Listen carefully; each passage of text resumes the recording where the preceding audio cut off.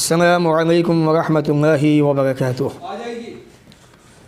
इन्नल हम्दलिल्लाह नहमदुहु व नस्तईनुहु व नस्तगफिरुह व नऊज़ु बिल्लाहि मिन शुरूरि अनफुसिना व मिन सय्यिआति अमालिना। मन यहदिहिल्लाहु फला मुज़िल्ल लहु व मन युज़लिलहु फला हादिय लहु व अशहदु अन ला इलाहा इल्लल्लाहु वहदहु ला शरीका लहु व अशहदु अन्ना मुहम्मदन अब्दुहु व रसूलुहु। अम्मा बअद फ़इन्न खैरल हदीस किताबुल्लाह व खैरल हदी हदी मुहम्मदिन सल्लल्लाहु अलैहि वसल्लम व शर्रल उमूरि मुहदसातुहा व कुल्लु मुहदसतिन बिदअह व कुल्लु बिदअतिन ज़लालह व कुल्लु ज़लालतिन फिन्नार। फ़अऊज़ु बिल्लाहि मिनश शैतानिर रजीम। बिस्मिल्लाहिर रहमानिर रहीम। वल्लाहु जअल लकुम मिन बुयूतिकुम सकना व क़ाल नबी सल्लल्लाहु अलैहि वसल्लम सलामतु रजुल फिल फितना अन यल्ज़िम बैतह। रब्बि इश्रह ली सदरी व यस्सिर ली अमरी वहलुल उक़दतम मिन लिसानी यफ़क़हू क़ौली। रब्बि ज़िदनी इल्मा आमीन। अल्लाहुम्मा रब्बि ज़िदनी इल्मा आमीन। तारीफ़ उस रब की जिसने हम तमाम इंसानों को इस दुनिया के अंदर पैदा किया और पैदा करने के बाद इसी दुनिया के अंदर हमारे रहने सहने का बंदोबस्त किया और हमारे ही अंदर से अपने नेक बंदों को नबी बनाया, रसूल बनाया। आखिर में प्यारे नबी जनाब मोहम्मद रसूलुल्लाह सल्लल्लाहु अलैहि वसल्लम को क़यामत तक आने वाले तमाम इंसानों के लिए रहमत बना के भेजा। दरूद व सलाम नाज़िल हो तमाम नबियों पर, ख़ास तौर से अल्लाह के आखिरी नबी प्यारे नबी मोहम्मद रसूलुल्लाह सल्लल्लाहु अलैहि वसल्लम पर। अल्लाहुम्मा सल्लि व सल्लिम व बारिक अलैहि। सामईन, आज के इस प्रोग्राम के अंदर जिस मौजू के ताल्लुक़ से हम बातें करेंगे वो है घरों की इस्लाह। यानी हम अपने समाज के अंदर, अपने मुआशरे के अंदर घरों की इस्लाह कैसे कर सकते हैं, हमारे घरों में दीन कैसे आ सकता है, घरों में दीनदारी कैसे पैदा हो सकती है, हमारे बच्चे दीनदार नमाजी नेक कैसे बन सकते हैं, बच्चे बुरी बातों से कैसे बच सकते हैं, गुनाहों को कैसे छोड़ सकते हैं और मोहम्मद रसूलुल्लाह सल्लल्लाहु अलैहि वसल्लम की सुन्नतों को किस तरह से अपना सकते हैं। इंशाअल्लाह इस ताल्लुक़ से चंद बातें रखूँगा। अल्लाह ताला से दुआ है वो हमें इन बातों को सुनने के बाद अमल की तौफ़ीक़ अता फ़रमाए। सबसे पहले ये बात समझ लें, जान लें कि इंसानों की ज़िंदगी गुजारने के लिए घर एक बहुत बड़ी नेमत है। अल्लाह रब्बुल आलमीन का बड़ा एहसान है उस फैमिली के ऊपर, उस परिवार के ऊपर, उस ख़ानदान के ऊपर जो अपनी छत के नीचे रहा करते हैं। अल्लाह ने कुरान मजीद में फरमाया वल्लाहु जअल लकुम मिन बुयूतिकुम सकना। अल्लाह तो वो है जिसने तुम्हारे लिए घरों को बनाया सुकून का ज़रिया, कि तुम इन मकानों के अंदर, घरों के अंदर सुकून हासिल करते हो। नबी अकरम सल्लल्लाहु अलैहि वसल्लम ने फरमाया इन्हीं घरों के ताल्लुक़ से सलामतु रजुल फिल फितना अन यल्ज़िम बैतहु। फितने के वक्त में आदमी का अपने घर को नाज़िम पकड़ लेना, ये सलामती की पहचान है, सलामती की निशानी है। वो इंसान महफूज है। आदमी के पास घर है, मकान है, फितनों का वक्त आ गया, फितनों का दौर आ गया तो आदमी का अपने घर में ठहरना, अपने घर में सुकून से रहना, ये इंसान के महफूज होने की, कामयाब होने की पहचान है। तो ये घर जो है बहुत बड़ी नेमत है अल्लाह ताला की। इसीलिए उसने फरमाया कि अल्लाह ने तुम्हारे लिए घरों को बनाया सुकून का ज़रिया। हज़रत उक़बा इब्न आमिर रज़ियल्लाहु तआला अन्हु की वो हदीस जिसको इमाम तिरमिज़ी ने सुनन तिरमिज़ी के अंदर रिवायत किया है, बड़ी मशहूर हदीस है। अल्लाह के नबी ने सवाल किया, ए अल्लाह के नबी, मन निजात, निजात क्या चीज़ है, निजात कैसे होगी, कामयाबी कैसे होगी? तो रसूल अकरम मोहम्मद रसूलुल्लाह सल्लल्लाहु अलैहि वसल्लम ने जो जवाब दिया, जो इरशाद फरमाया आपने सहाबी रसूल को, उक़बा इब्न आमिर को, आपने फरमाया वंग यसा का बैतुका। ए उक़बा इब्न आमिर, तुम्हारा जो सवाल है कि निजात किस चीज़ के अंदर है, सबसे पहली चीज़ तो यह है कि अमसिक अलैका लिसानक, अपनी ज़बान को काबू में रख, अपनी ज़बान का बेजा इस्तेमाल न कर, अपनी ज़बान को खामखा ऐसे ही ना चला, अमसिक अलैका का निशान का, अपनी ज़बान को काबू में रख, ज़बान से अच्छी बातें निकाल वरना खामोश रहे। वम यसा का बैतों का, ये घर जो अल्लाह की बहुत बड़ी नेमत है, जहाँ से इंसान की, परिवार की, ख़ानदानों की इस्लाह होती है। अपने घर को नाजिम पकड़ने, अपने घर में ठहर जा,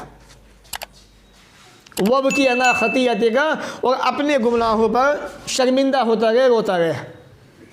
तो रसूल अकरम सल्लल्लाहु अलैहि वसल्लम ने कामयाबी के जो उसूल बताए हैं निजात पाने के, उनके अंदर एक अहम चीज़ किया है, इंसान का ठिकाना, इंसान के मकान का होना। इसलिए ये घर जो है अल्लाह की बहुत बड़ी नेमत है। ये जब घर होगा तभी घर की इस्लाह होती है। हम घरों की इस्लाह कैसे कर सकते हैं, ये बहुत ही इंपॉर्टेंट चीज़ है हमारे लिए, ख़ासकर मुस्लिम समाज के लिए। घरों की इस्लाह की जब बात आती है, जब मसला आता है, तो सबसे पहले घर की इस्लाह जहाँ से होती है वो होती है औरत का घर के अंदर आना, घर में औरत की एंट्री, उनका दाखिला, यानी शादी ब्याह का मसला। तो रसूल अकरम सल्लल्लाहु अलैहि वसल्लम ने हमें बड़ी प्यारी रहनुमाई की है इस ताल्लुक़ से, कि इंसान को चाहिए कि जब घरों की इस्लाह की बात आए, शादी ब्याह का मसला आए, रिश्ते नाते का मसला आए, तो अच्छी और बेहतरीन चीज़ को इख्तियार करे। मिसाल के तौर पे रसूल अकरम सल्लल्लाहु अलैहि वसल्लम ने इंसान को इख्तियार दिया कि ये चीज़ें हैं, एक ये और एक ये, लेकिन इन तमाम चीज़ों के अंदर से बेहतर ये चीज़ है।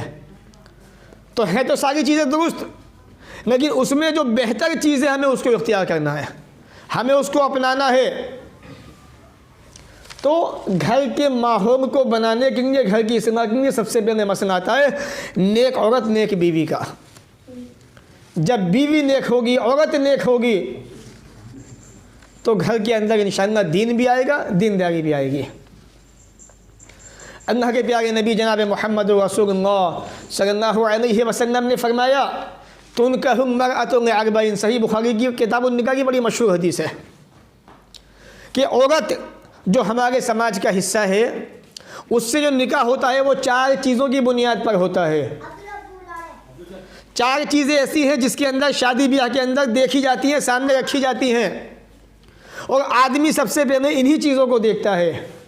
ने मानेहा, औरत का जो परिवार है, जो ख़ानदान है, जो फैमिली है, उसके पास प्रॉपर्टी कितनी है, जायदाद कितनी है। मेरे बच्चे का निकाह फ़ना बच्ची से होने वाला है, फ़ना ख़ानदान के अंदर इन पे का पैसा है कि नहीं है, इनके पास प्रॉपर्टी है कि नहीं है, आदमी सबसे पहले ये देखता है। वने हसबहा, ख़ानदान कैसा है इस बच्चे का, हसब नसब क्या है इसका। आगे आपने फरमाया वने जमानेहा, औरत खूबसूरत कितनी है। तीसरी चीज़, रिश्ते की बात चली, शुरुआत हुई, उसके मान को देखा गया, प्रॉपर्टी को देखा गया, उसके ख़ानदान को देखा गया, तीसरे नंबर पे उसकी खूबसूरती देखी जा रही है। अब नबी पाक फरमाते हैं वंग दीन, यहाँ चौथे नंबर पे इंसान दीन को देख रहा है। अब आपने फरमाया 4 चीज़ें तुमने देखी और 4 चीज़ों में कोई ऐब नहीं है देखा जाए तो, लेकिन आप फरमाते हैं फज़ बिज़ादिद्दीन तरबत यदा का, अगर तुम शादी करना चाहते हो, अपने बेटे का ब्याह करना चाहते हो, तो दीनदार औरत से शादी करो, निकाह करो, वरना तुम्हारे हाथ मिट्टी के अंदर मिल जाए तुम्हारे हाथ, अगर तुमने ऐसा नहीं किया। क्यों? औरत दीनदार होगी, घरों की सुना भी होगी, और उसके नसीब से मांग भी आ सकता है। तो आदमी मान को ना देखे, बन के क्या देखे, दीनदारी देखे। जब तक घरों में दीनदार बीवियां नहीं आएंगी तब तक घरों की सुना मुमकिन नहीं है। तो हमारी जिम्मेदारी है कि अच्छी और बेहतरीन चीज़ का इख्तियार हम करें शादी ब्याह के मौके पे। जब औरत नेक होगी हमारे समाज के अंदर, घर के अंदर, तो इंशाअल्लाह दीनदारी ऑटोमेटिक पैदा हो जाएगी। तो इस घरों की इस्लाह के अंदर औरतों का सबसे अहम किरदार है। औरत समाज का वो हिस्सा है जिसकी बदौलत, जिसकी वजह से घर के अंदर दीनदारी आती है, दीन आता है, बच्चे नेक बनते हैं, अच्छे बनते हैं।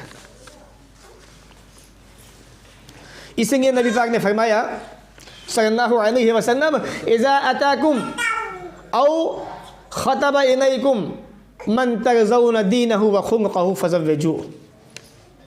रसूल अकरम ने फरमाया, अगर तुम्हारे पास ऐसा इंसान शादी का पैगाम भेजे जिसके दीन को तुम पसंद करते हो, जिसके अखलाक को तुम पसंद करते हो, दीनदार भी है, अच्छा भी है, अखलाक वाला भी है, कैरेक्टर वाला भी है, लोग उसको अच्छा भी समझते हैं, फ़ज़व्विजू, तो ऐसे इंसान से अपने बच्चों का निकाह कर दो।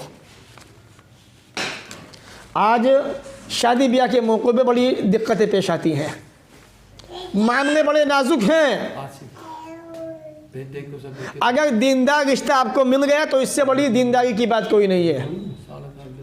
आपके घरों के अंदर, आपके मकानों के अंदर अल्लाह की रहमतें, अल्लाह की बरकतें, बच्चों की इस्लाह और समाज के अंदर, घर के अंदर बसने वाले तमाम इंसानों की इस्लाह मुमकिन है कब?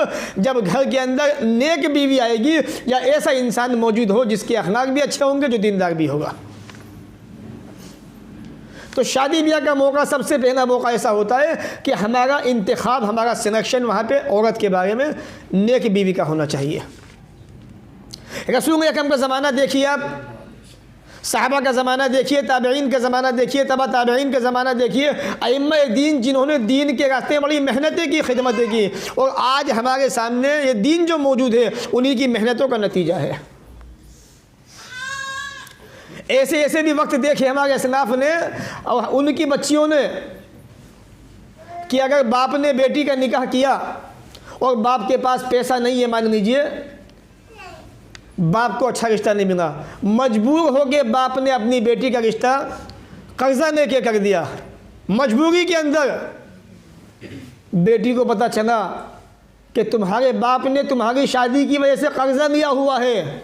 इतना सुनते ही बेटी को हट हो गया, बेटी दुनिया छोड़ के चली गई। ये हमारे असलाफ का हाल था। इतने नेक, इतने दीनदार, और आज हमारे समाज के अंदर सबसे पहला जो मसला दीन का आता है, घरों की इस्लाह का आता है, मियाँ बीवी के ताल्लुक़ से, वही हम मार खा जाते हैं। तो औरत दीनदार चुनिए आप। औरत दीनदार होगी, खूबसूरती उसकी बातों में अपना पा जाएगी, दीनदारी घर में ऑटोमेटिक आ जाएगी इंशाअल्लाह। इसलिए अल्लाह के नबी ने फरमाया सल्लल्लाहु अलैहि वसल्लम, 4 चीज़ें ऐसी हैं ऐ इंसानों जो तुम्हारे लिए नेक बख्ती की अलामत है, नेक होने की अलामत है, निशानी है। अरबउम मिन अस्सआदा, 4 चीज़ें इंसान के नेक होने की पहचान है। 4 चीज़ें इंसान की ज़िंदगी में खुशियाँ लाती हैं। वो 4 चीज़ें क्या हैं? अल-मरअतु सालिहा, पहली चीज़ नेक औरत, नेक बीवी।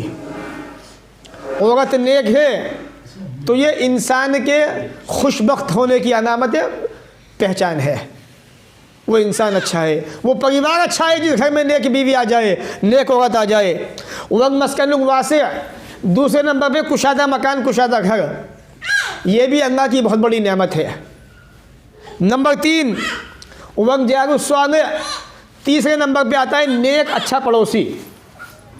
अल्लाह ताला ने आपको अच्छा पड़ोसी दे दिया तो समझ लीजिए आपकी ज़िंदगी बदल गई, आपकी ज़िंदगी में बहारें आ गई कि आपका पड़ोसी भी अच्छा, मकान भी अच्छा, बीवी भी अच्छी।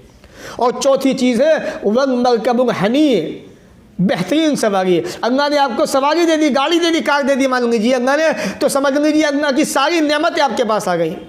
नेक बीवी आ गई, अच्छा मकान आ गया, कुशादा मकान आ गया, गाड़ी भी आ गई और बेहतरीन पड़ोसी भी आ गया। तो गोया के चारों अच्छी निशानियाँ अल्लाह ने आपको दे दी और ये आपके दुनिया के अंदर बेहतरीन इंसान होने की पहचान है, बेहतर होने की अलामत है। तो इस हदीस पाक के अंदर भी सबसे पहली चीज़ क्या है? नेक बीवी, नेक औरत। अगर घरों की इस्लाह करनी है, बच्चों को दीनदार बनाना है, घर में दीन लाना है, ईमान लाना है, अल्लाह रसूल की बातों को लाना है और बच्चों को नमाजी परहेज़गार बनाना है, तो औरत का इंतखाब, सिलेक्शन नेक औरत के उसमें करना चाहिए। बीवी नेक तो इंशाअल्लाह बच्चे भी नेक। दूसरे नंबर पे आता है मसला तालीम का, कि घरों के अंदर तालीम की जाए और बच्चों की अच्छी तरबियत की जाए। ये कैसे होगी? जब हम अपनी बीवी को नेक बनाएंगे, नेक लाएंगे। इसलिए घर की इस्लाह के अंदर सबसे अहम जो किरदार होता है वो हमारी माँ बहनों का होता है। अगर हमारी बेटियां, हमारी माएँ बहनें, घर की बीवी नेक बन जाए, नेक हो जाए, तो यकीन मानिए वो औरत दुनिया में भी इंशाअल्लाह जन्नती, आखिरत में तो उसका ठिकाना जन्नत है ही इंशाअल्लाह। बहारे बहारे ऐसी औरत की दुनिया के अंदर भी, आखिरत के अंदर भी। अल्लाह ने फरमाया कुरान मजीद के अंदर, या अय्युहल्लज़ीना आमनू क़ू अनफुसकुम व अहलीकुम नारा, ए ईमान वालों अपने आप को बचाओ जहन्नम की आग से और अपने घर वालों को बचाओ जहन्नम की आग से। कौन बचाएगा? शोहर काम पे गया हुआ है, शोहर बिजी है कारोबार के अंदर, कौन बचाएगा जहन्नम की आग से बच्चों को? घर पे रहने वाली नेक औरत, नेक बीवी। अगर ये औरत नेक ना हुई, ये बीवियां नेक नहीं हुई, तो आपका बिजनेस, आपका कारोबार, आपकी मेहनत, आपका पैसा, आपकी प्रॉपर्टी सब जाए बर्बाद। कोई फ़ायदा नहीं आपको इसी प्रॉपर्टी का। क्यों? क्योंकि जिस बीवी को आपने चुना वो नेक है ही नहीं, वो आपके बच्चों की तरबियत ही नहीं कर सकी, नहीं कर पाई। इसलिए अल्लाह ने फरमाया, ऐ ईमान वालों खुद बचो जहन्नम की आग से और अपने घर वालों को बचाओ। अम्मा आयशा रज़ियल्लाहु तआला अन्हा, सही बुखारी की हदीस है, एक औरत ही तो थी, नबी की सबसे चहेती प्यारी बीवी। अल्लाह के नबी सबसे ज़्यादा मोहब्बत किसी से करते तो आयशा से करते। आप रोज़े की हालत में हैं, आपका रोज़ा है। आज के ज़माने के अंदर हमारी माओ बहनें हो या मर्द हो, रमज़ान के अलावा शायद उन्हें नसीब होते हो ना होते हो रोज़े रखने। मुहर्रम का रोज़ा, हर महीने के 3 रोज़े, जुमेरात का रोज़ा, मंडे का रोज़ा, और भी बहुत सारे शाबान के रोज़े, 1 से 15 तक 15 रोज़े। और वहाँ औरतों का हाल ये था कि रसूल अकरम को जहाँ रोज़ा रखते हुए देख लिया, अल्लाह के नबी की इत्तिबा के अंदर उसी दिन का रोज़ा रखने बैठ गए। तो अम्मा आयशा रोज़े की हालत में हैं, आप बैठी हुई हैं। मेरी माओ बहनों, मैं तुम्हें ये पैगाम देना चाहता हूँ, आप देखें एक औरत की ज़िंदगी कैसे होती है। आपका रोज़ा है, एक मांगने वाली दरवाज़े पे आई, वो कहा कि अल्लाह के नाम पे जो हो हमें दे दिया जाए। अम्मा आयशा ने अपनी खादिमा की तरफ देखा और कहा कि ये चंद खजूरें जो हैं जाओ जाके इस मांगने वाली को दे दो। रोज़े की हालत है, रोज़ा इफ्तार करना है, घर में 3 खजूरों के सिवा कोई खाना मौजूद नहीं है, पानी है सिर्फ बस। 3 खजूरें हैं, सुबह से भूखी प्यासी हैं, शाम को रोज़ा इफ्तार करना है। दरवाज़े पे मांगने वाली एक औरत आ गई, साथ में 2 बच्चे हैं। अम्मा आयशा रज़ियल्लाहु तआला अन्हा ने खादिमा से कहा, जाओ ये खजूर ले जाकर उस मांगने वाले को दे दो। मुफस्सिरीन लिखते हैं कि खादिमा ने कहा कि अम्मी आयशा, आप तो रोज़े की हालत में हैं, रोज़ा कैसे इफ्तार करेंगी? कहा कि जाओ, मैंने तुमसे कहा कि जाके दे दो मांगने वाले को ये खजूरें। जाके दे दी। उस माँ ने एक खजूर अपनी बच्ची को दी, एक खजूर दूसरी अपनी बच्ची को दे दी, और एक खजूर जो है खुद खाना चाहती थी। 3 खजूरें थी, तीनों भूखे प्यासे थे, और घर में रोज़े की हालत में अम्मा आयशा रज़ियल्लाहु तआला अन्हा वो भी रोज़े की हालत में हैं। वहाँ 3 माँ बेटियाँ भूखी प्यासी खजूरें खा रही हैं। बच्चियों ने भूख की वजह से खजूरें तेज खा रही। अब वो खजूर जो बची थी वो माँ खानी चाहती थी, जिस माँ ने अम्मी आयशा से खजूरें मांगी थी अल्लाह के नाम पर। बच्चियों ने अपनी खजूरें खाने के बाद भूख की वजह से अपनी माँ से कहा कि अम्मी जान हमें और चाहिए। वो खजूर जो माँ के मुंह में जा रही थी, वो खजूर जो माँ के पेट में जाने वाली थी, हलक के ज़रिए से माँ ने देखा कि बच्चियाँ मेरी मुझसे मांग रही है वो खजूरें, तो माँ ने वो खजूर भी अपने मुंह से निकाल के अपनी दोनों बच्चियों को दे दी, आधी आधी बांट के। ये होती है एक माँ की ज़िंदगी, ये होती है एक माँ की ज़िंदगी, एक माँ की तरबियत, एक माँ की ज़िंदगी के अंदर एहसास बच्चों के ताल्लुक़ से। अगर आज माएँ ऐसी बन जाएं कि अपने बच्चों को नेक बनाएं, दीनदार बनाएं और अपने आप पर दूसरों को तरजीह दें, तो क्या घरों में दीन नहीं आएगा? क्या घरों में दीनदारी नहीं आएगी? क्या रब की रहमतें आएंगी? नहीं, ज़रूर आएंगी। अम्मा आयशा ने वो खजूरें दी और फरमाने लगी, मैंने अल्लाह के नबी को फरमाते हुए सुना, आपने फरमाया इत्तक़ुन्नार वलो बिशिक़्क़ि तिमरा, जहन्नम की आग से बचो, अगरचे खजूर का एक छोटा सा टुकड़ा तुम्हारे पास है उसे ही दे दो अल्लाह के रास्ते में, अगर बच सकते हो उससे तो बच जाओ। ये एक औरत की ज़िंदगी होती है। इसलिए अल्लाह ने फरमाया, ए ईमान वालों, बचाओ अपने आप को जहन्नम की आग से, अपने घर वालों को भी जहन्नम की आग से बचाओ। हज़रत अली रज़ी अल्लाह तआला अन्हु फरमाते हैं, इस आयत का माना यह है कि अल्लिमूहुम व अद्दिबूहुम, कि अपने बच्चों को दीन सिखाओ, इल्म सिखाओ और उनको अदब सिखाओ। आज मुस्लिम समाज के अंदर, मुस्लिम मुआशरे के अंदर बच्चों के बाद न दीन है, न अदब है, न दीनदारी है। उमर फारूक का ज़माना है रज़ी अल्लाह तआला अन्हु, एक आदमी शराब पी के जा रहा है। आपने देखा कि एक आदमी शराब पी रहा है, आपने उसको पकड़ लिया। उमर फारूक किसी को पकड़ छोड़ दे, हो ही नहीं सकता। आपने उसको सज़ा दी शराब पीने की वजह से, और कहा, बेगैरत, तू जवान हो के शराब पीता है। ये छोटे छोटे मासूम बच्चे, 7 साल के बच्चे रोज़े की हालत में है रमज़ान के महीने के अंदर। आप अंदाज़ा किए, मैं दिखाना ये चाहता हूँ आपको कि उस ज़माने के अंदर माएँ बच्चों को कैसी तरबियत दिया करती थी, कैसी बच्चों की इस्लाह किया करती थी कि 7-7 साल के बच्चे रोज़े की हालत में हुआ करते थे। इसलिए अल्लाह ने फरमाया, ए ईमान वालों, बचा लो अपने आप को, अपने बच्चों को जहन्नम की आग से। ये जहन्नम जिसका ईंधन इंसान और पत्थर है। तीसरी चीज़ है घरों की इस्लाह के लिए वक्त की पाबंदी। वक्त की पाबंदी के अंदर सबसे पहले जो चीज़ आती है वो आती है सोने जागने का वक्त। इंसान की ज़िंदगी यहीं से शुरू होती है, यहीं पे ख़त्म होती है। आदमी को रात में जागना, सोना है और सुबह के वक्त जागना है। ये सिस्टम कौन बनाएगा? या तो घर का जिम्मेदार आदमी, उसके बाद सारी जिम्मेदारी इसके अंदर उसकी बीवी की है। अल्लाह के प्यारे नबी जनाब मोहम्मद रसूलुल्लाह सल्लल्लाहु अलैहि वसल्लम की हदीस देखिए, बड़ी प्यारी हदीस सही बुखारी के अंदर मौजूद है। आज हमारे समाज का रोना ये है, घरों की इस्लाह ना होने की बुनियाद पर, बच्चों की तरबियत ना होने की बुनियाद पर घरों का हाल ये हो चुका है कि यह हदीस पाक जो अल्लाह के नबी की अभी आ रही है, जो बात नबी अकरम इसमें बयान करने वाले फरमा रहे हैं, आज वो सारी चीज़ें हमारे समाज से ख़त्म हो चुकी हैं।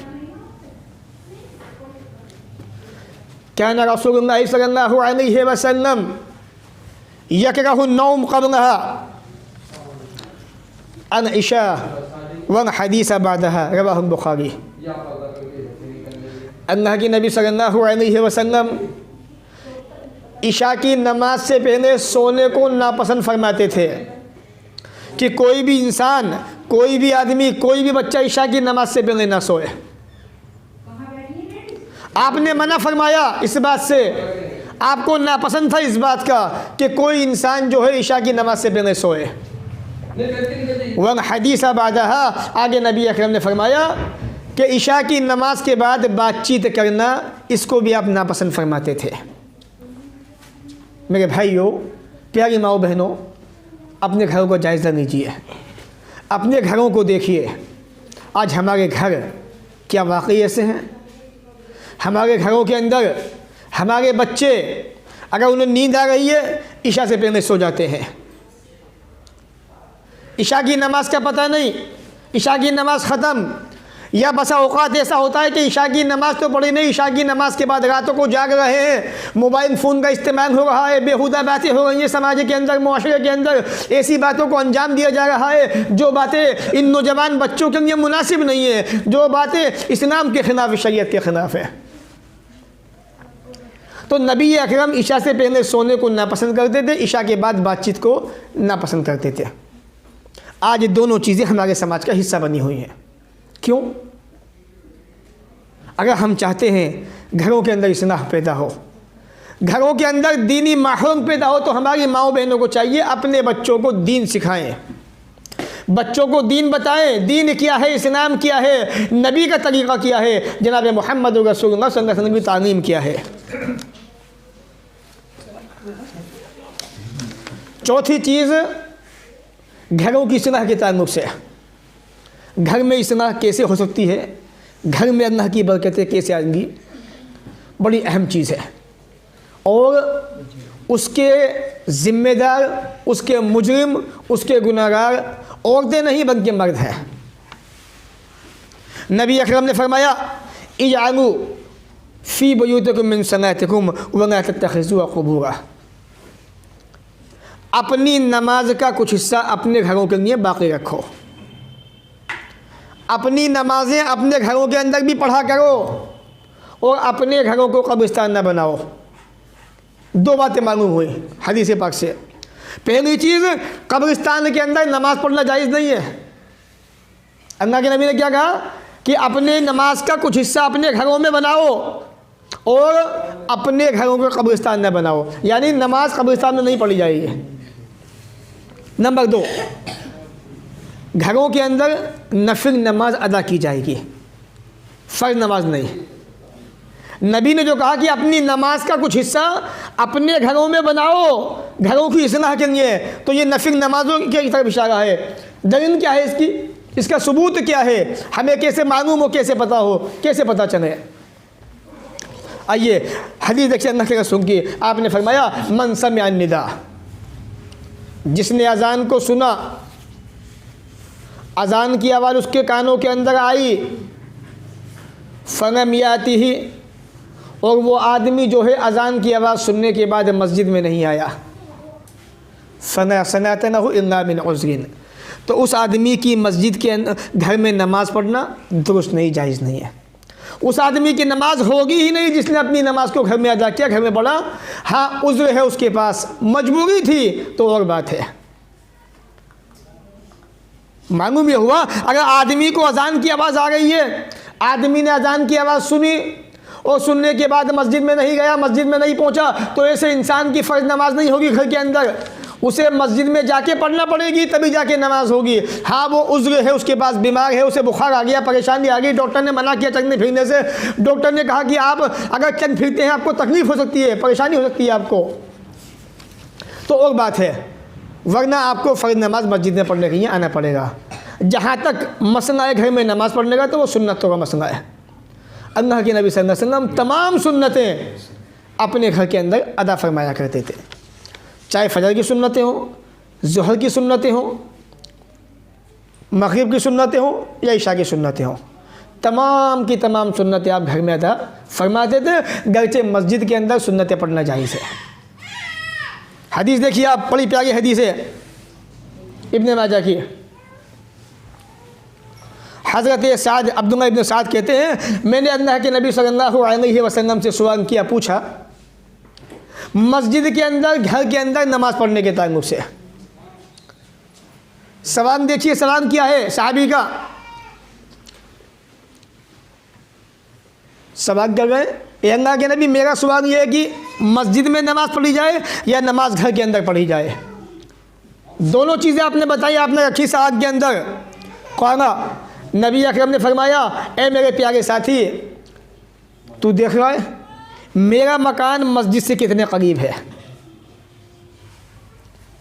यह मस्जिद नबवी है और मस्जिद नबवी से रसूल अकरम का हुजरा मिला हुआ है, कितने नज़दीक है। बस दरवाज़ा खुला, अल्लाह के नबी मस्जिद नबी में दाखिल, दरवाज़ा बंद, यह मस्जिद, यह रसूल अकरम का हुजरा, इतनी नज़दीकी। आप फरमा रहे हैं मेरे प्यारे साथी, तू देख रहा है कि मेरा मकान कितने नज़दीक है मस्जिद से, फिर भी मुझे मस्जिद के मुकाबले में अपने घर में सुन्नतें पढ़ना ज़्यादा पसंदीदा है, ज़्यादा महबूब है। इतना यह कि फ़र्ज़ नमाज हो, फ़र्ज़ नमाज के लिए मस्जिद में ही आना पड़ेगा। तो चौथी चीज़, घरों की इस्लाह के लिए घर में सुन्नतों की अदायगी हमारी ज़िम्मेदारी है। अगर हम घर के अंदर इस्लाह चाहते हैं, दीन चाहते हैं, दीनी माहौल चाहते हैं, तो हमें चाहिए कि हम अपनी सुन्नतें घर में वज़ू बनाएं और सुन्नतें घर पे अदा करने के बाद मस्जिद के अंदर नमाज़ पढ़ने जाएं। रसूल अकरम की ज़िंदगी का मामूल यही था। आप पढ़ेंगे, आपको देख के बच्चे खड़े होंगे। जब ये बच्चे बचपन से आपको नमाज़ पढ़ता हुआ देखेंगे तो धीरे धीरे आपकी आदत को अपने अंदर लाएंगे और इंशाअल्लाह ये भी नमाजी बनेंगे। पांचवी चीज़, कुरान की तिलावत की जाए और अल्लाह का जिक्र किया जाए। घरों के अंदर अगर आप तजुर्बा करें तो कितने मकान ऐसे हैं जहाँ रमज़ान से रमज़ान आ जाता है, कुरान खोल के देखा नहीं जाता। ऐसे ऐसे बदनसीब घर भी हैं मुस्लिम माशरे के अंदर, मुस्लिम समाज के अंदर।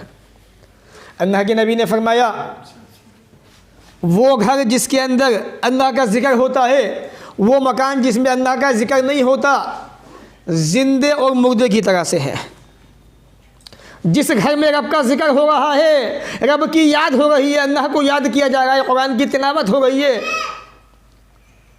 आप हमारे यहाँ जाके देखें, आप सिकंदराबाद बुलंदशहर के अंदर हर घर के अंदर से इंशाअल्लाह आपको फजर की नमाज के बाद कुरान की तिलावत की आवाज़ आएगी। एक माहौल है दीनी वहाँ पर। मस्जिद के अंदर अल्हम्दुलिल्लाह हर नमाज के अंदर 5 सफ़े 7 सफ़े तकरीबन 150 पौने 200 आदमी आराम से हो जाते हैं। वजह दीनदारी का होना। पहले नहीं था ये माहौल, अब बहुत अच्छा बना हुआ है, मतलब पिछले काफ़ी सालों से। हर घर के अंदर से कुरान की तिलावत की आवाज़ आपको आएगी। आदमी इधर पढ़ रहे हैं, औरतें इधर बैठी पढ़ रही हैं, बच्चियाँ वहाँ बैठ के पढ़ रही हैं कुरान की तिलावत। रोज़ाना का मामूल है। क्यों? क्योंकि घरों के अंदर दीन आ चुका है, दीनदारी आ चुकी है। और घर में दीनदारी के आने के अंदर औरत का सबसे बड़ा किरदार होता है। अगर ये औरतें चाहें तो अपने घरों के अंदर ऐसा दीन पैदा कर सकती हैं जैसा दीन रसूल अकरम जनाब मोहम्मद रसूलुल्लाह सल्लल्लाहु अलैहि वसल्लम हमें दे के गए हैं, सौंप के गए हैं, सहाबा के ज़रिए से, ताबईन के ज़रिए से, तबा ताबईन के ज़रिए से। दीनदारी इन्हीं के ज़रिए से आएगी। तो वो घर जहाँ पे रब का जिक्र होता है, रब की याद होती है, कुरान की तिलावत होती है, वो ज़िंदगी की जिंदा है, वो जिंदा, वो मकान जिंदा है, वहाँ के रहने वाले जिंदा हैं। और जिस मकान में रब की याद ना हो, कुरान की तिलावत ना हो, वो घर जिंदों के होने के बाद भी मुर्दा है वो मकान। वहाँ पे मुर्दा इंसान बसते हैं, जिंदे नहीं बसा करते। ये कौन कह रहा है? अल्लाह के प्यारे नबी जनाब मोहम्मद रसूलुल्लाह सल्लल्लाहु अलैहि वसल्लम। तो इसलिए मैं ये पैगाम खुसूसी अपनी माओ बहनों को देना चाहता हूँ। मेरी माओ बहनों, आज तुम्हारे लिए ये बहुत ही बेहतरीन मौका है कि तुम अपने आप की इस्लाह कर सकती हो, अपने बच्चों को दीनदार और नेक बना सकती हो इन प्रोग्राम के ज़रिए से। मैं मानता हूँ कि आज के ज़माने के अंदर बच्चों को नेक बनाना या माओ बहनों का दीन पे चलना बड़ा मुश्किल है ना, तो वक्त को देखते हुए। लेकिन आप अपने घरों के अंदर सहाबा की ज़िंदगी पढ़िए, सहाबियात की ज़िंदगी पढ़िए, और बेशुमार सहाबियात हैं। अगर आप जो है सबक देखना चाहती हैं, दीनदारी देखना चाहती हैं, नेक सीरत देखना चाहती हैं, अल्लाह के रास्ते में सदका करने वाली खातून देखना चाहती हैं, अल्लाह के रसूल की प्यारी बीवी हज़रत ज़ैनब बिनते खुज़ैमा रज़ी अल्लाह तआला को देखिए, जो रसूल अकरम के रास्ते, अल्लाह के रास्ते में बेशुमार खर्चा करने वाली थी, दीनदार खातून थी, नेक खातून थी, सब्र करने वाली थी। अगर आप ये सोचती हैं कि आज के ज़माने के अंदर माहौल इतना रंगीन है, उस ज़माने में कैसे, तो हज़रत सुमैया रज़ी अल्लाह तआला की ज़िंदगी को पढ़ जाइए, हज़रत खंसा रज़ी अल्लाह तआला की ज़िंदगी को पढ़ जाइए।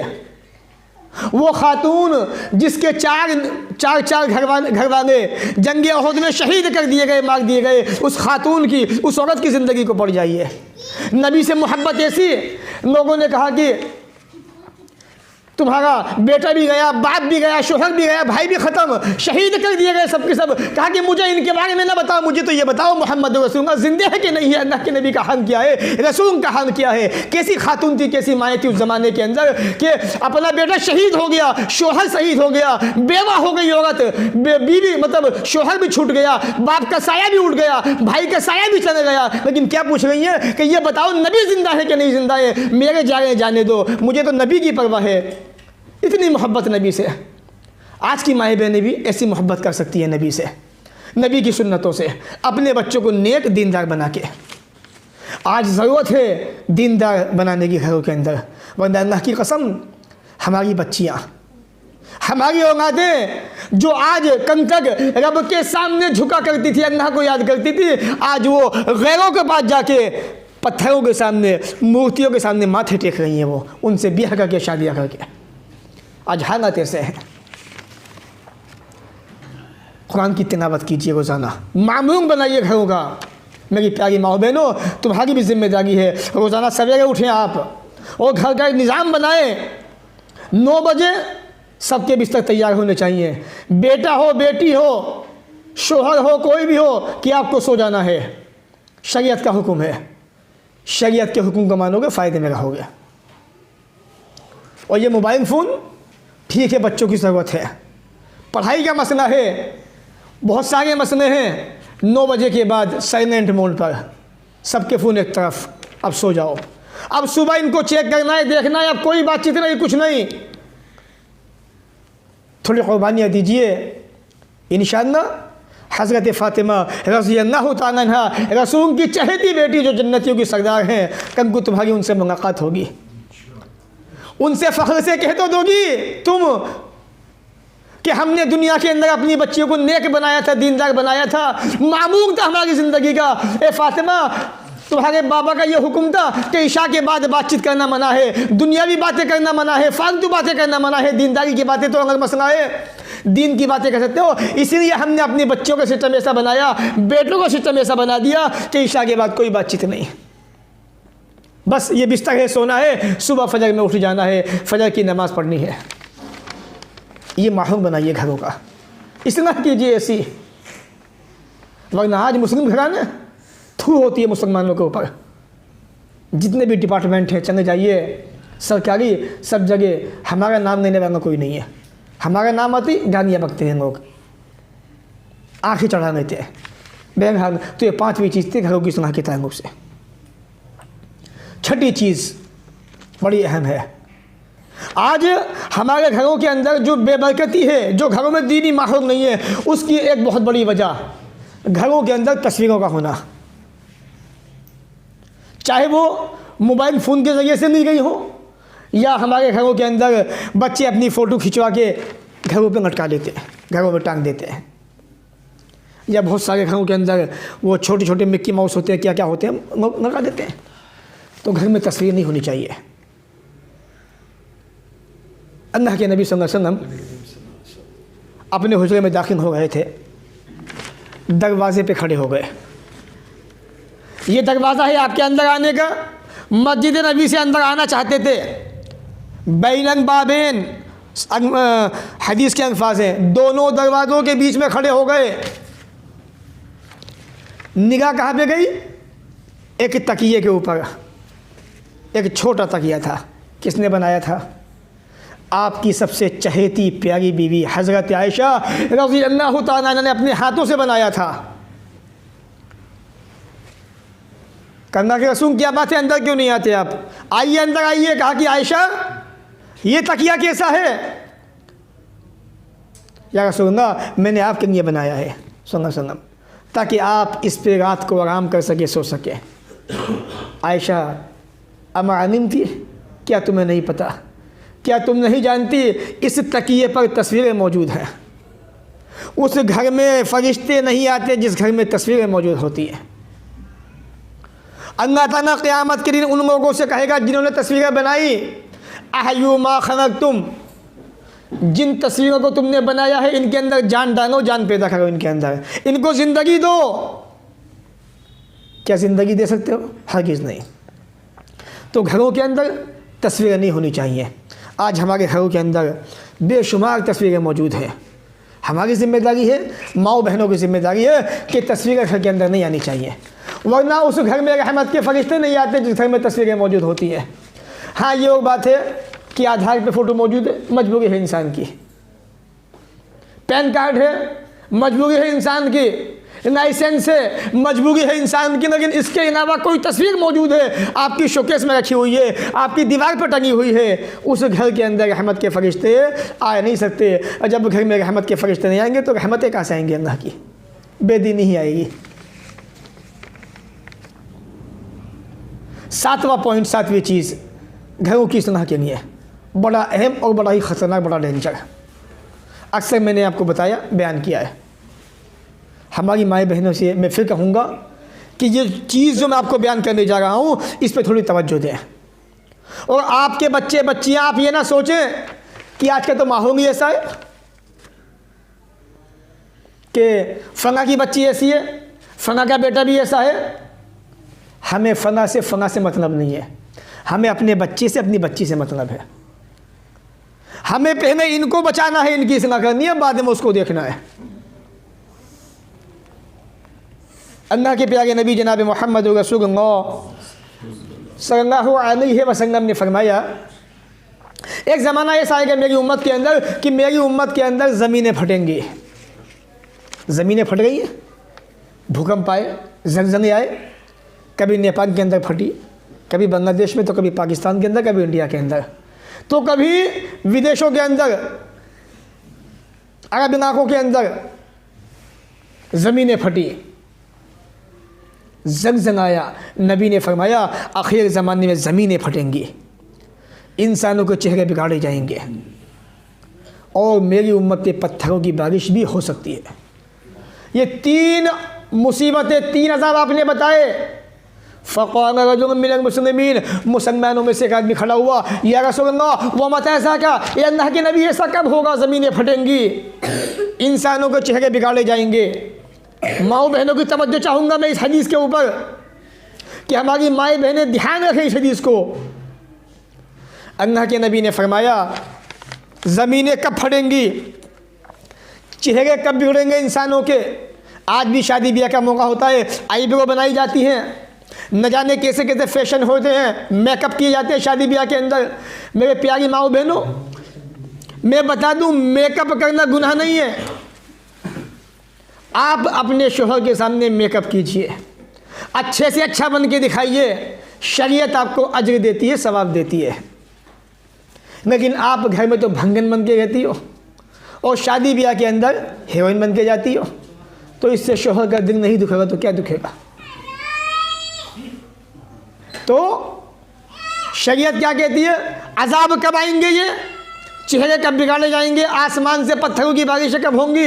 इज़ा ज़हरतिन क़ैनात वल मआज़िफ़ व शुरबतिन ख़ुमूर, जब नाचने गाने वालियाँ आम हो जाएंगी, जब लोग जो है उम्मत मुहम्मदिया के अंदर गाने सुनेंगे, म्यूज़िक सुना जाएगा, गाने बजाए जाएंगे, तब जो है ज़मीनें फटेंगी, पत्थरों की बारिशें भी होंगी और इंसानों के चेहरे बिगाड़े जाएंगे और शराब भी पी जाएगी। आज हमारे समाज में सारे काम हो गए, शराब भी पी जा रही है, ज़मीनें फट रही हैं, नाचने गाने वाली आम हो चुकी हैं और मोबाइल के ज़रिए गाने, ये तो आम बात हो चुकी है। छोटे छोटे बच्चे गाने सुनना, रातों को एयरफोन के ज़रिए से, और छोटे छोटे सिस्टम आ गए हैं म्यूज़िक सिस्टम, उनके ज़रिए गानों को सुनना ये आम बात हो चुकी है। जबकि गाने सुनना इस्लाम के अंदर हराम है, नाजायज़ है। तो घरों की इस्लाह चाहती हैं, अपने घरों से ये म्यूज़िक, ये सिस्टम ख़त्म कर दीजिए। अपने बच्चों को समझाइए, नेक बनाइए, दीनदार बनाइए इनको। 8वीं चीज़, अपने बच्चों को तावीज़ गंडे से दूर रखिए। तावीज़ गंडा बहुत बड़ी मुसीबत है, अजाब है। हदीस देखिए, बड़ी प्यारी हदीस आ गई है। एक सहाबी है, हज़रत ईसा इब्न दुगमान कहते हैं कि मैं जो है अब्दुल्लाह इब्न उकीम के पास आया, उन्हें बीमारी थी चेचक की, उनके बॉडी पे चेचक आ गई थी, अबू अब्बास जोहनी रज़ी अल्लाह तआला अन्हु के।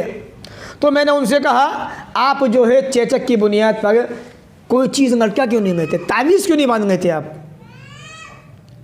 यानी कोई भी चीज़ है आप उसको लटका दीजिए ताकि आपकी चेचक ख़त्म हो जाए। जैसे हमारे समाज के अंदर किसी को दाना होता है, किसी को जो है आँख के अंदर दाना हो जाता है, अंगूठे के अंदर धागा बांध लेते हैं तो उससे ठीक हो जाएगी, ये अक़ीदा बना हुआ है। बहुत सारे लोग जो है किसी और बीमारी की वजह से कुछ और पहन लेते हैं। तो हज़रत अबू अब्बास जोहनी को चेचक हुई, एक आदमी ने कहा कि आप जो है कोई चीज़ लटका क्यों नहीं लेते चेचक की वजह से। साहबी क्या कहते हैं, अल्फाज पे ध्यान रखिएगा, भूलिएगा मत। आजकल जो मस्जिद के मौलवी आपको 500 रुपये का, 100 रुपये का ताबीज़ बना के दे देते हैं, इन पे मत जाइए। ये तो उन बच्चों को जिनको माँ बाप मदरसे में पढ़ने भेजते हैं,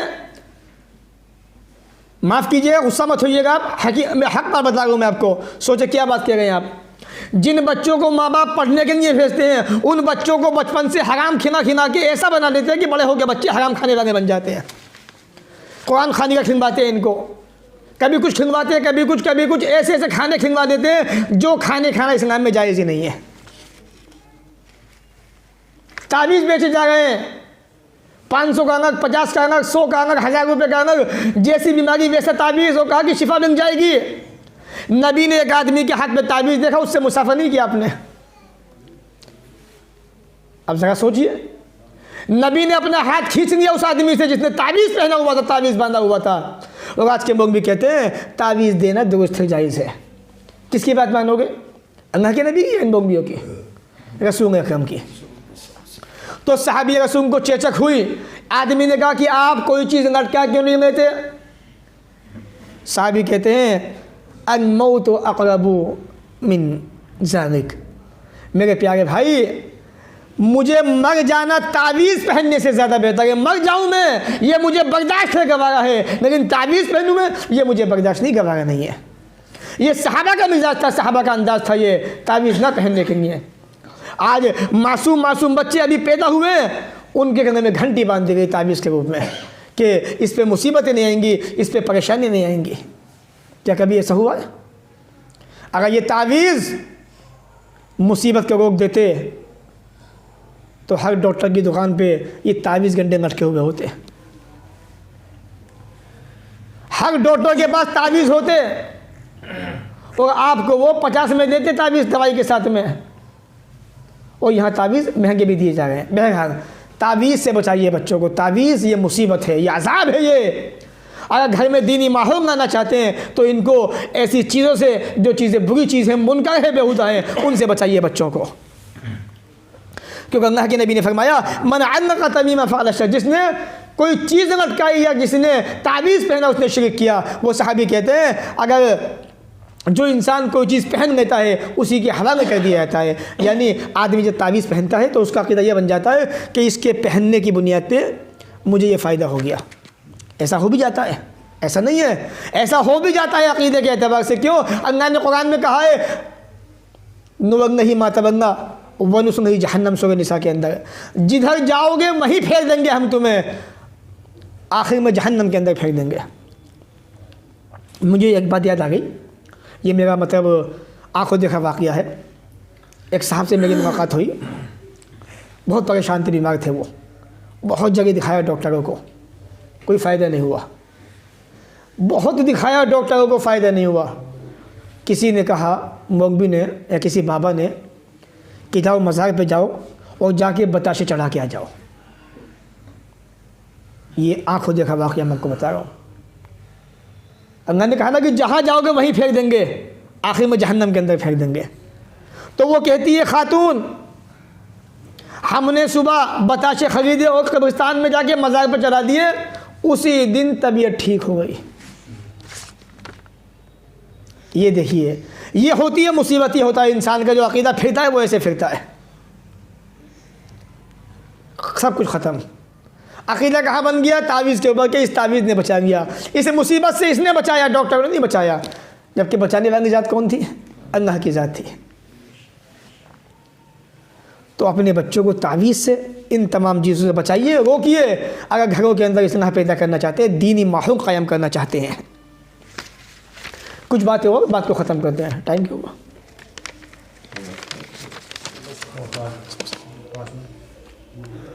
घरों के अंदर बरकतें कैसे आ सकती हैं, घरों की इस्लाह कैसे मुमकिन है? अब वो चंद पॉइंट इंशाअल्लाह मैं आपको बताता हूँ, बात ख़त्म करूँगा अपनी इंशाअल्लाह। बड़ी अहम बातें हैं।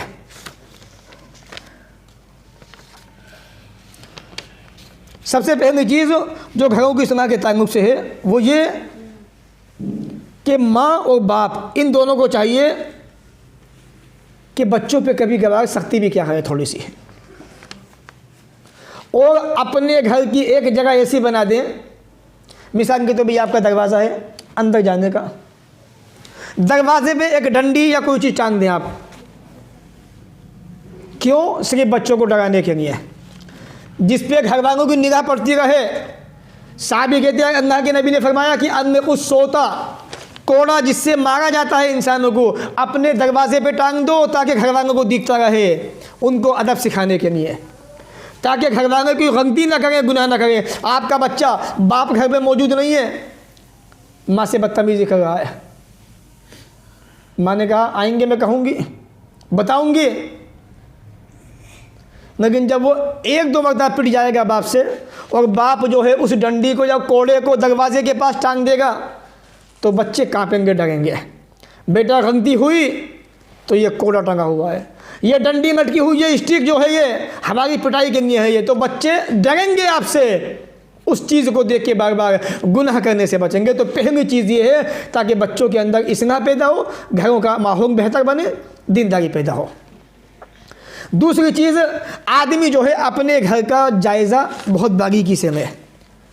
हमारे घर के अंदर बच्चे करते क्या हैं, क्या कर रहे हैं सुबह से शाम तक, अच्छा काम या बुरा काम, बच्चों के अंदर ये चीज़ आई तो कहाँ से आई, ये माँ बाप की जिम्मेदारी है। सही बुखारी किताबुन निकाह की वो हदीस जिसको इमाम बुखारी ने सही बुखारी में नकल किया है, अल्लाह के नबी ने फरमाया हर एक जिम्मेदार है और हर एक से जिम्मेदारी के बारे में पूछा जाएगा। मुझसे भी पूछा जाएगा, बल्कि हमसे ज़्यादा पूछा जाएगा। वो कैसे, मिसाल के तौर पर हमारे हाजी जी बैठे हुए हैं, इनके जितने बच्चे हैं इनसे पूछा जाएगा कि आपने अपने बच्चों को दीन कितना सिखाया, आपका हिसाब किताब ख़त्म। हम इमाम मस्जिद के पहला सवाल अवाम के बारे में, रियाया के बारे में, हमारे मुक्तदियों के बारे में हमसे सवाल कि हमने तुम्हें दीन दिया था, इल्म दिया था, तुमने कितना इनको बताया, चलो बताओ जिम्मेदारी क्या थी तुम्हारी, पहला सवाल। दूसरा हमारी औलाद के बारे में हमसे कि तुमने अपने बच्चों को बारे में दीनदारी कितनी सिखाई थी, घर का माहौल क्या था। तो हर आदमी को अपने घर का बारीकी से जायज़ा लेना चाहिए कि घर में हो क्या रहा है, घर के बच्चे किस रास्ते पे जा रहे हैं, हमारी बच्ची सुबह स्कूल जाती है किस टाइम आती है, इस पर निगाह होनी चाहिए। वरना वही होगा जो हमारे सामने समाज के अंदर हो रहा है। अल्लाह के नबी आगे फरमाते हैं वमरअतु राइयतुन फी बैत ज़ौजिहा व वलदिही, हमारी माएँ बहनें जो हैं ये इनकी जिम्मेदारी ज़्यादा है घर की इस्लाह के अंदर। आपने फरमाया औरत अपने शोहर के घर की जिम्मेदार है और उसके बच्चे की भी जिम्मेदार है। आदमी नहीं चला गया मार्केट, चला गया कारखाने पे काम पे अपने गया हुआ है, अपने काम पे है आदमी। अब औरत की जिम्मेदारी है बच्ची क्या कर रही है, बच्ची कब सो के उठती है, क्या खाती है, क्या पीती है, स्कूल कब जाती है, ट्यूशन कब जाती है। वरना माहौल ऐसा है, अब मैं देखता रहता हूँ, जाता रहता हूँ, चूँकि बाहर रहता हूँ मैं, नौजवान बच्चियाँ 10-10 बजे रातों को ट्यूशन पढ़ के आ गई हैं। क्या मतलब है रात में ट्यूशन पढ़ने का इन बच्चियों का? उसूल ये है, कायदा ये है कि अगर बच्चियाँ ट्यूशन जाती हैं आपकी, मगरिब की अज़ान से पहले बच्चे घर में आ जानी चाहिए। ये इस्लामी माहौल में, दीनी माहौल ये है। आपकी बच्चियाँ ईशा के बाद आ गई हैं पढ़ के, तो इसका मतलब ये है कि आपकी बीवी ने, एक माँ ने अपनी बच्ची को अच्छी तरबियत नहीं दी, अच्छे अंदाज में उसको दीन नहीं सिखाया। तो हमारी जिम्मेदारी है, एक माँ की जिम्मेदारी है कि वो अपनी जिम्मेदार है अपने शोहर के मकान की भी, उसके बच्चे की भी। आप देखिए कितना जिम्मेदारी निभा रही है। दूसरी चीज़, घरों की इस्लाह के ताल्लुक से, घर में दीनदारी के ताल्लुक से, कि जब इंसान घर में दाखिल हो, हमारी जिम्मेदारी है कि हम घर में सलाम करके दाखिल हो, सलाम करके आए। आज हमारा माहौल ही ख़त्म हो चुका है। ये कोई भी इंसान घर में आता है, ना सलाम ना दुआ, कुछ भी नहीं, सी आदमी आ जाता है। हज़रत हुज़ैफ़ा रज़ियल्लाहु तआला अन्हु सलाम किया था एक आदमी ने, क्या हुज़ैफ़ा क्या जब मैं अपनी माँ के पास जाऊँ तो उनसे भी परमिशन मांगूँ अंदर आने के लिए? कहा कि हाँ, अगर तुम अपनी माँ के पास भी जाना चाहते हो तो दरवाज़ा खटखटाओ कि माँ मैं आना चाहता हूँ। अगर तुमने ऐसा नहीं किया तो अपनी माँ को ऐसी कंडीशन में देख लोगे जिसमें देखना तुम नापसंद करते हो उनको। मेरा बीवी है वो। तो शरीयत ये कहती है कि हमारा एक एक कदम, एक एक उसूल ऐसा होना, इस्लामी होना चाहिए। आप घर में आए तो सलाम कीजिए। अल्लाह के नबी ने फरमाया जो इंसान घर में दाखिल होते वक्त सलाम करता है, अस्सलामु अलैकुम कहता है, नबी पाक फरमाते हैं ये सलाम करना तुम पे भी बरकत का सबब और तुम्हारे घर वालों पे भी बरकत का सबब। अल्लाह की बरकतें ही बरकतें आएंगी। जब घर में रहमतें आएंगी तो इतना तो इंशाअल्लाह अपना होगी मकानों की, घरों की। नबी अकरम ने फरमाया एक आदमी था जो घर में दाखिल होते वक्त सलाम किया करता था। आप फरमाते हैं वो अल्लाह की अमान में, अल्लाह की पनाह में आ जाता है। तो हमारी जिम्मेदारी है हम घर में आए सलाम करके आए। ये बच्चे भी आए तो ये भी सलाम करके आएंगे। क्यों? जब आपको देखेंगे सलाम करता हुआ। आप घर में आए सलाम कीजिए। वरना हमने ऐसी ऐसी जगह देखी है, ऐसे ऐसे माँ बाप देखे, फ़ोन किया जी अस्सलाम, अम्मी जी अस्सलाम वालेकुम, जी पापा जी अब्बू जी अस्सलाम वालेकुम। पहले सलाम करते हैं अपने माँ बाप को, माँ बाप भी बेटों को सलाम कर रहे हैं। ये माहौल होना चाहिए हमारे घर का, दीनी माहौल। वरना सिस्टम तो ये है कि माँ बाप सलाम करते ही नहीं है बच्चों को, ना बच्चे माँ बाप को सलाम करते हैं। ये दीन नहीं है, बेदीनी है ये। तो सलाम होना चाहिए। आगे आपने फरमाया घर के अंदर दाखिल होते वक्त अल्लाह का जिक्र बहुत अहम चीज़ है।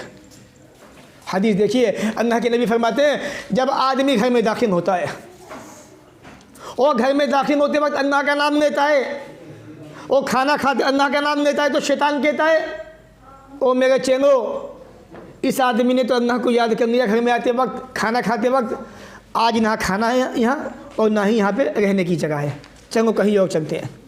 शैतान आपके घर से भाग गया, क्यों? आपने घर में आते वक्त अल्लाह का नाम भी लिया और खाना खाते वक्त भी अल्लाह का नाम लिया। आप फरमाते हैं लेकिन जब आदमी घर में आता है अल्लाह का नाम नहीं लेता दाखिल होते वक्त, शैतान कहता है आ जाओ आ जाओ, इस घर में रहने का ठिकाना मिल गया।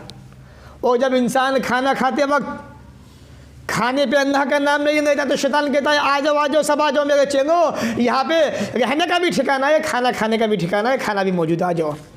फिर उस खाने के अंदर शैतान शामिल हो जाता है जिस खाने पे अल्लाह का नाम नहीं लिया जाता है। तो हमारी जिम्मेदारी है घर में आए अल्लाह का नाम लें, कुछ भी नहीं आता आपसे बिस्मिल्लाह कहिए, अस्सलामु अलैकुम कहिए, घर में दाखिल हो जाइए, शैतान घर से बाहर। खाना खाने बैठे कुछ याद नहीं है, बिस्मिल्लाह कहिए, खाना शुरू कीजिए, शैतान घर से बाहर, बरकतें आई, रहमतें आई।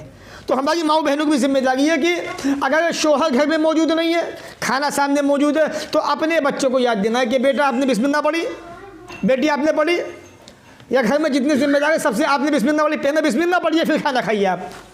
ऐसा करने से खाना पचेगा भी, ताकत भी आएगी बॉडी के अंदर इंशाअल्लाह, और हाजमा भी दुरुस्त रहेगा, शैतान भी खाने में शामिल नहीं होगा। आखिरी बात को ख़त्म करते हैं। शाम की अजान होते ही अपने बच्चों को अपने घरों में रोकूंगा इनको। शाम की अजान होते ही बच्चों को घर से मत जाने दो। आज मुस्लिम समाज का रोना ये भी है कि हमारा शाम की अजानें होती रहती है, बच्चे बाहर घूमते रहते हैं। हमारे बच्चे हों, आपके बच्चे हों, सबके बच्चे इधर उधर भाग रहे हैं, फिर रहे, कोई परवाह नहीं है माँ बाप को। शाम की अजान हुई, बच्चों को पकड़ो, नबी ने कहा फ़कुफ़्फ़ु सिब्यानकुम, इन्हें पकड़ लो, बच्चों को जाने मत दो। क्यों? जिस वक्त अजान होती है शाम की, फ़इन्न शैतान तंतशिर, शैतान जो है अपने घोंसलों से, अपने मकानों से, अपने ठिकानों से समाज में बिखर जाते हैं, फैल जाते हैं। खुदा न खास्ते बच्चे पे आ गया, दिक्कत हो जाएगी, परेशान आप होंगे, आपकी नींद खराब हो जाएंगी। जब थोड़ा वक्त बीत जाए, शाम की अजान हो जाए, नमाज ख़त्म हो जाए, इन बच्चों को छोड़ दो, दरवाज़ा बंद कर दो, अल्लाह का नाम लेके,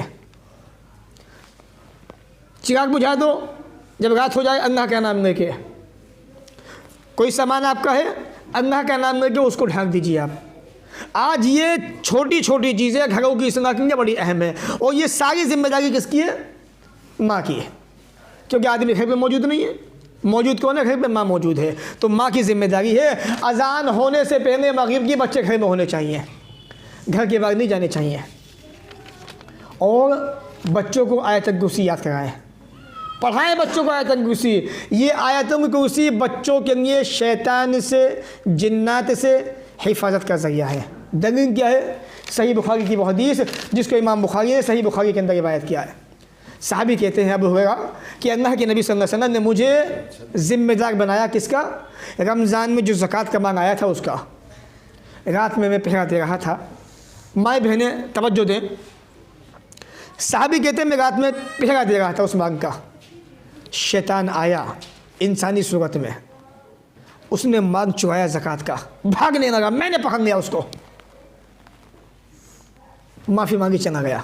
दूसरे दिन आया, फिर पकड़ा, तीसरे दिन आया, फिर पकड़ गया। मैंने कहा कि आज छोड़ूंगा नहीं तुझे, आज नहीं छोड़ूंगा, तू झूठा है, कज़्ज़ाब मक्कार है, रोज़ाना कहता है कि मेरे बच्चे भूखे प्यासे, झूठ बोलता है तू, नहीं छोड़ूंगा तुझे, आज तो नबी के पास लेके जाऊँगा तुझे। कहा कि छोड़ दो, एक नुस्खा तुम्हें बताता हूँ, एक बड़ा प्यारा तुम्हें नुस्खा बता के जा रहा हूँ। रोज़ाना सोते वक्त रात को आयतुल कुर्सी पढ़ लिया करो, शैतान तुम्हारे पास नहीं आएगा। बताने वाला कौन है?